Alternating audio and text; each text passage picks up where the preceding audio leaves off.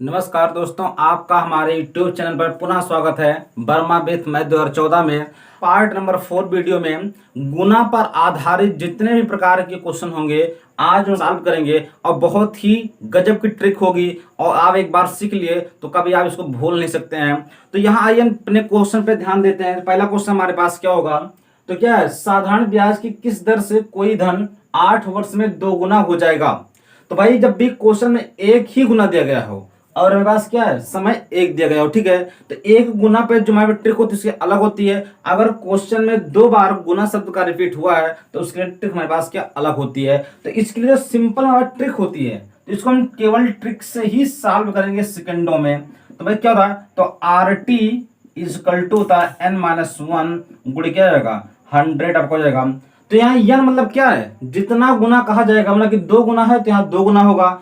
अब आर है भाई क्या निकालना है, टी आपको दे रखा है, तो कभी आपसे रेट पूछेगा, कभी क्या पूछेगा, समय पूछेगा, 2 ही पूछेगा। तो यहाँ भैया रेट पूछा गया आपसे, तो आर है और 8 कितना है, 8 वर्ष, मतलब टी कितना, 8 वर्ष, कितना गुना है, 2 गुना, तो 2 माइनस वन कितना होगा, 2 माइनस वन गुण कितना है आपका 100 हो जाएगा।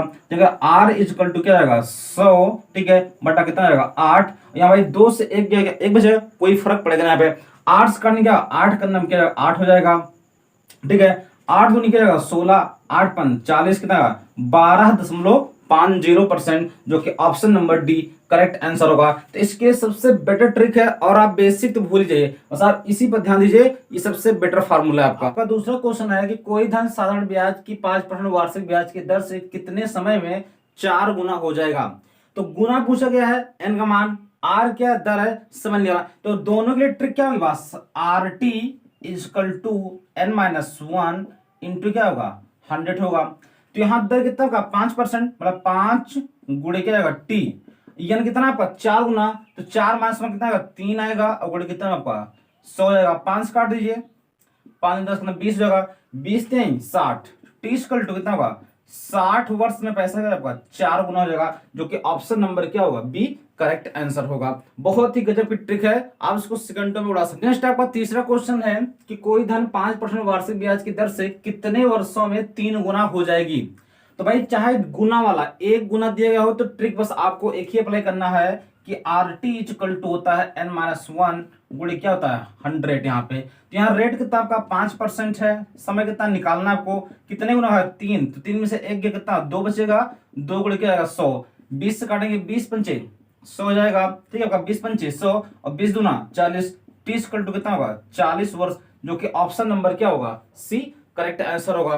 चौथा क्वेश्चन है किस साधारण ब्याज की दर से कोई धन 20 वर्ष में 3 गुना हो जाएगा। तो बस गुना वाले क्वेश्चन आते हैं तो एक गुना दिया जाएगा, एक समय दिया जाएगा, ये एक दर, तो कोई ना कोई एक चीज आपको निकालना होगा। बस इसके लिए सिंपल सी ट्रिक हमारे पास क्या, R T equal to n minus one गुणे कितना होगा 100 यहाँ होगा।